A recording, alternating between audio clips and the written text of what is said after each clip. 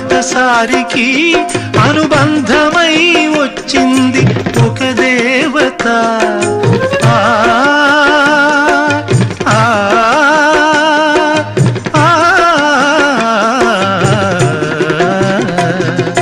బంధమంటూ ఎరుగని బాటసారికి అనుబంధమై వచ్చింది ఒక దేవత.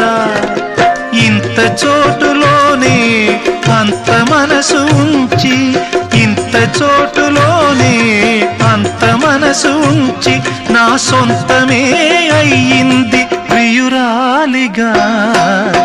ముద్దబంతి నవ్వులో మూగబాసలు, మూసి ఉన్న రెప్పలపై ప్రేమ లేఖలు. ముద్దబంతి నవ్వులో మూగబాసలు.